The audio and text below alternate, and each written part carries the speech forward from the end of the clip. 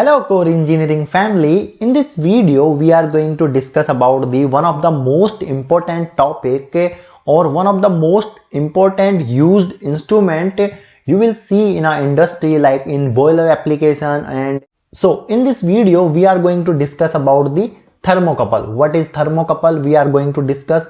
So we will discuss that what is thermocouple, right? What is the meaning of the thermo and couple, right? How it is different from other temperature measuring instrument, right? Then we will discuss about the how the thermocouple works, what is the working of the thermocouple, right? So this is very important. If you are work in an industry, so you must know that how the thermocouple works, whether you are mechanical, electrical, instrument, chemical, process engineer. This video is must for you. Then we will discuss about the types of the thermocouple, right? How the types is categorized, what is the meaning of that. Okay, we are going to discuss about this in this video, right? So actually we have to measure the temperature, right? So you will see that in a like in your home application, in your household activity, if you have to measure the temperature, if you have to measure the temperature of your body, you use the thermometer, right? That is a mercury filled thermometer. In your lab application as well, in a lab we see that we mainly use your mercury filled thermometer, right? But it has some limitation, right? So let's suppose if you have to measure the 520 or more than 500 degrees Celsius temperature, right? Then what, you cannot use that time the mercury filled thermometer, right? At that time, okay, the thermocouple comes into the picture. Not only thermocouple, you can use the other temperature measuring instrument as well, but just I am giving you the one example, right? So if I talk about the thermocouple, so thermocouple, there is the two word, that is thermo. It consists the two word thermo and couple, right? Thermo plus couple. The thermo means your temperature. Thermo means temperature you can say, and the simple heat you can say, or thermal energy you can say. Couple means simply you can say the pair, right? I hope you got this point. Now this thermocouple, what is actually a thermocouple? Whether it is a like temperature measuring device or something else. So actually thermocouple, which is also known as the thermoelectrical thermometer, right? Because here is the electrical part you can say, or the something related to the electricity comes into the picture. If you have to understand the working of the thermocouple, then you must know about the some terms of the electrical engineering, simply the very basic terms, right? That's why we also say that it is a thermoelectrical thermometer. Is a sensor. I hope you know about the sensor or sensing element consist of two dissimilar metals. Okay, means what will happen that in a thermocouple, if you see in this picture, there is the one black wire and one red wire. Okay, so simply you can say that there are two wire or two like metal wire. Let's suppose the first one is K1 and the second one is K2. It means that the one is of K1 metal and the second one is a K2 metal. Okay, and both are electrical conductors. That is very important, right? Forming an electrical junction. Now what is the meaning of electrical junction? It is nothing, just what you are doing, there is the two dissimilar metals and you are simply combining here. Okay, so this is your electrical junction. Now what is a thermocouple? Thermocouple is a sensor or sensing element which is used to measure the temperature, consists two dissimilar metals or two dissimilar electrical conductors forming an electrical junction, right? Can you let me in the comments box if you have seen the thermocouple, then like which two dissimilar metals we used in a thermocouple? Please let me in the comments box, right? Now let's go ahead, and if we talk about more about the thermocouple, so thermocouple produce a temperature dependent voltage, okay, as a result of Seebeck effect. This is very important if you are a student. So sometimes I have seen that in an interview also they ask that at which principle thermocouple works. So mainly thermocouples is works at a Seebeck effect, right? This Seebeck effect is very important, but apart from this Seebeck effect, you must know the two effect as well. That is a one is a Pelter effect and the second one is a Thomson effect. But mainly whenever we say that at which principle your thermocouple is depend, that is a Seebeck effect, which we are going to discuss, right? Now what happens that in a thermocouple you will see that because here is the two different electrical conductors you can say, or the dissimilar metals you can say. So there is a one term also comes into the picture, that is the temperature gradient.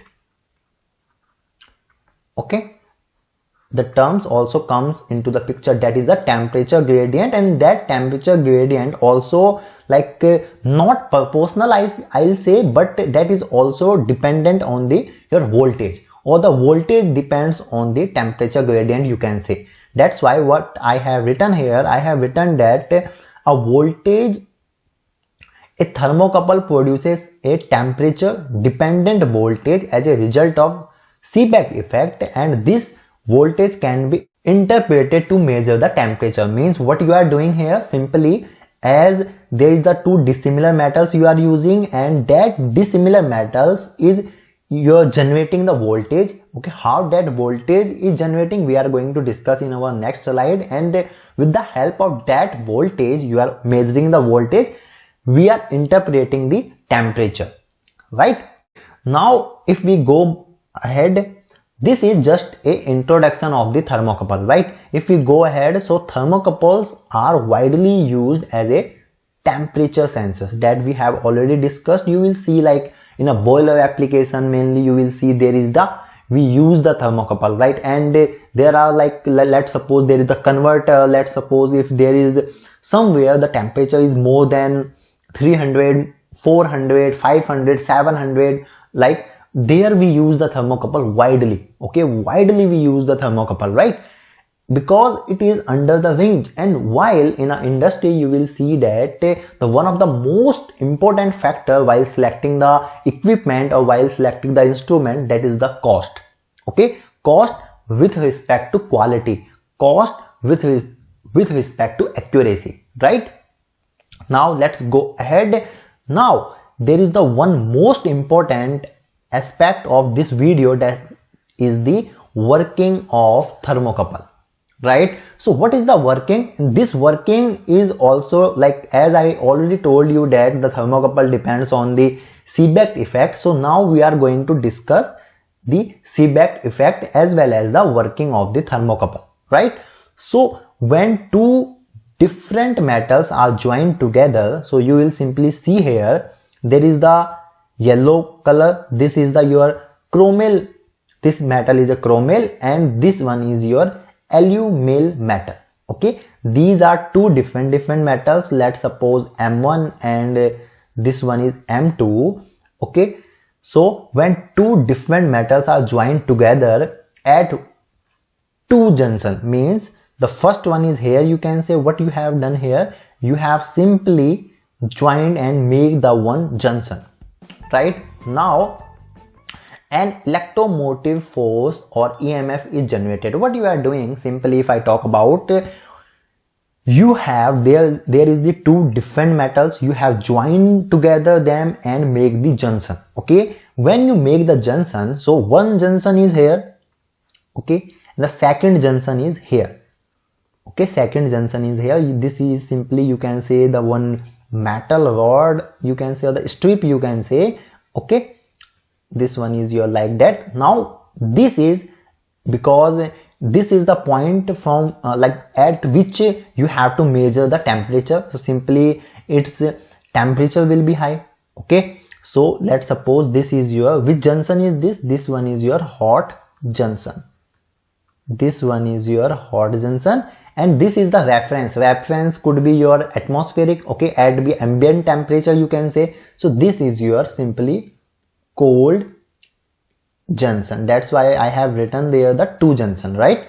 So now what will happen that simply at T sense, means here you have to, at this point you have to measure the temperature. So what will happen that simply, let's suppose if there is the one hot substance something, okay, and here temperature is more than, okay, let's suppose here temperature is 200 degrees Celsius, let's suppose. So now this is different metal and this is a different metal, and we know that the thermal conductivity, we know about the electrical conductivity is different for different metal.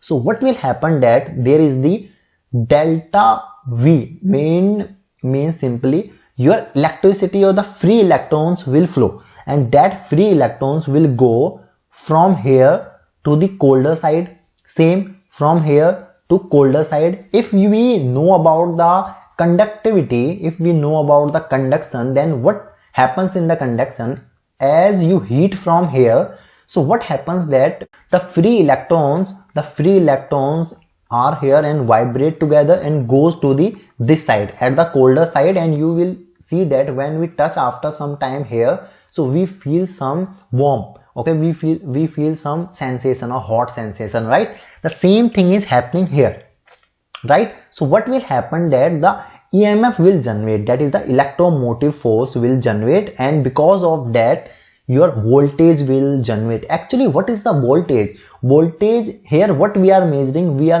the voltage difference, okay, because of that the electricity will generate, right? The what is the driving force for the electricity, that is the voltage, right? The voltage difference. Same in heat transfer, what is the driving force? That is the temperature gradient, right? That is also coming into the picture here as well. And here also at this case your delta T will be different. Let's suppose delta T1. At this case also your delta T will be something else because the metal are different. But what will happen that when the metal will be same? Let's suppose there is the same metal, then what will happen? So simply when you will heat from here, so what will happen that both will have the same delta T, okay, the delta T1 and delta T1. So you cannot measure the delta V or you cannot measure the delta T, right? So and it will be 0, so you cannot measure that. That's why the two dissimilar metal must be there, right?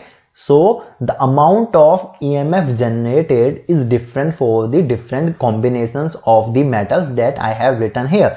Or with the help of that, what we do, we simply measure the temperature. Now what we will do here, you can say simply this is the second your junction, and then what you will do, you will simply take the tapping, and because with the help of that we will measure the voltage, and this EMF you can say and the voltage produced in the millivolt, okay, this voltage is generated in the millivolt, means very minor or very small voltage, and with the help of that we measure the simply the temperature, okay, we interpret the temperature. Are you getting my point? That's why we do the calibration. Like whenever there is an instrument engineer, they do the calibration, right? That is very important. I hope you understood about it, okay? And this is a Seebeck effect. What we say this? We say it a Seebeck effect, which is like, why we say the Seebeck effect? Because this concept is introduced by the T.J. Seebeck in 1821, right?